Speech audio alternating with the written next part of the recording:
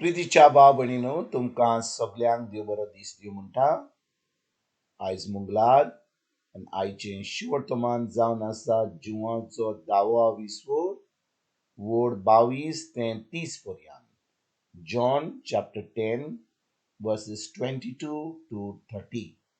आनी आतां आमी पयलें देवाचें उतर आयकुया. हिवाळेच्या समयार जेरुजाल्यांत भेटवणीची परब चलताली. जेजू देव मंदिरांत सोलोमोनाच्या तारागण्यांत भोंवतालो. तेन्ना ताचे भोंवतणी एकठांय जावन जुदेवांनी ताका म्हणलें, केन्ना पर्यंत तूं आमकां दुबावान दवरतलोय? तूं क्रिस्त जाल्यार आमकां सारकें सांग. जेजून परतिपाल केलो, तुमकां हांवें सांगलां, तरी तुमी भावार धरिना. म्हज्या बापाचे नांवी हांव कोत्तां ती कामां म्हजे विशीं गोवाय दिता. पूण तुमी भावार धरिना, कित्याक तुमी म्हज्या मेंढरांतली न्हय. म्हजी मेंढरां म्हजो ताळो आयकता आनी हांव तांकां वळखता आनी ती म्हजो पाटलाव करता. आनी तांकां हांव सासणीक जिवीत दिता आनी ती सासणां इबाड जावची. आनी तांकां म्हज्या हातांतली कोण जंबून व्हरचो ना.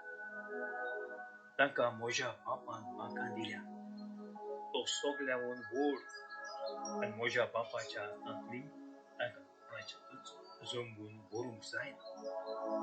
हांव आनी बाप एक.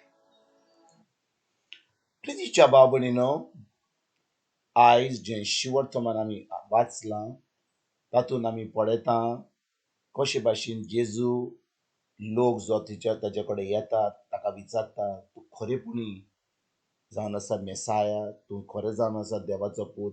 आनी जेजू ताका सांगता, कितले फाटी हांवें तुमकां सांगलां, कितले फाटी हांवें तुमकां कोडीत केलां की हांव जावन आसा देवाचो पूत. हांवें तुमकां ओजाबाद केल्यान, मिलाग्री केल्यात, म्हज्या शिकवण्या वरवीं तुमकां सगळी सजमणी दिल्या, पूण तुमी हें आयकूंक तयार ना, तुमी भावार धरपाक तयार ना.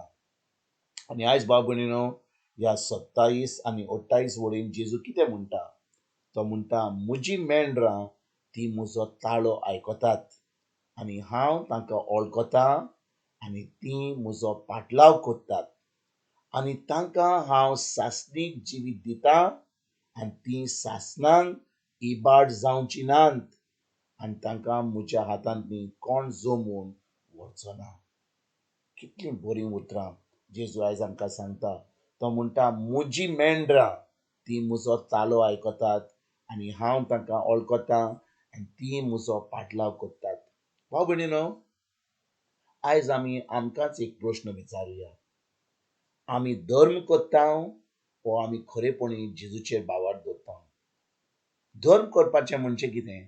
आमी वेता, वाती घालता, हे मागणे करता, देवस्पण करता, जे आमकां सांगलें आमची उतरां उलयता, सगळें आमी तें करता. तो जावन आसा धर्म. पूण जेन्ना आमी भावार धरता, आमी खरेपणी जें जेजून आपल्या उतरांत सांगलां तें आमी पाळटा. आनी भाव भयणीनो, जितलीं आमी देवाचें उतर आयकता, जितलीं आमी उतर कोत्ता, म्हणजे फकत आमी फकत एका कानान आयकून दुसऱ्या कानान सोडपाचें काम तें करना, पूण आमी खरेपणी तें आयकता, तें उतर आमी त्या उतराचेर आमी नियाळ करता, तें उतर आमी पाळटा. आतां खरेपणी आमी जेजूक दाखयता की आमी खरें ताचे पाटलावदार म्हणून. आनी जेजू म्हणटा, म्हजी मेंढरां ती म्हजो ताळो आयकतात आनी हांव तांकां वळखतां आनी ती म्हजो पाटलाव करतात. भाव भयणीनो, एक खरो भावार्थी जेजूचो पाटलाव करता. आमी म्हणटा आमी पाटलावदार, आमी म्हणटा आमी क्रिस्तांव, आमी म्हणटा आमी इगर्जेक वेता, पूण खरेपणी इगर्जेक आमी वेता ते एका वराक वा 2 वरांनी आमी आमी कितें थोडे मागणे करता, मिसाक वेता, पूण ते मीस जाल्या उपरांत ते इगर्जेच्या भायर आयल्या उपरांत खरेपणी आमी क्रिस्तांव म्हणून आमी जियेता, खरेपणी आमी भावार्थी म्हणून आमी जियेता. फकत आमी आमचो धर्म केलो, वय ते 1 वर 2 वरां आयताराचे वा दिसपट्टे आमी तेर्स केलो, तितलेंच आमी चिंता.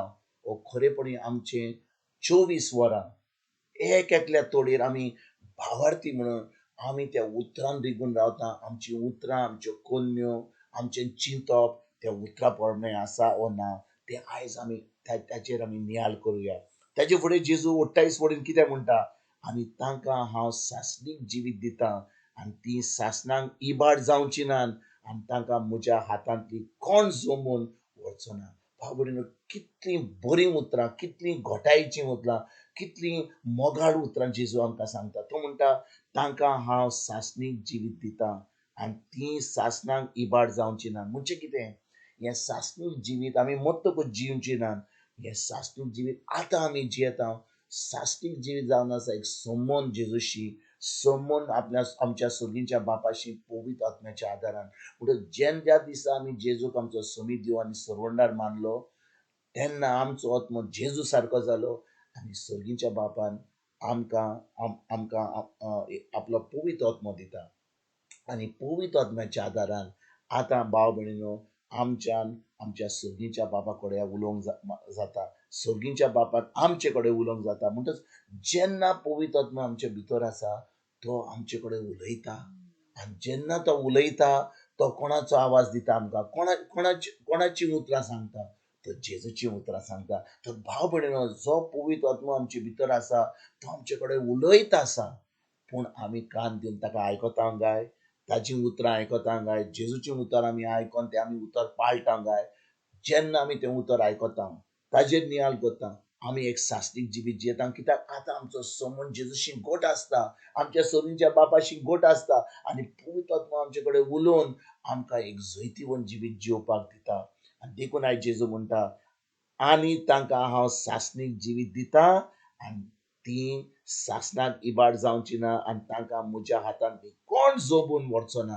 भाव भयणीनो, जेन्ना आमी उतरान रिगून रावता, तें उतर आमी पाळटा, कोणाच्यान आमकां जेजूच्या हातांतली जोमून व्हरोंक जायना.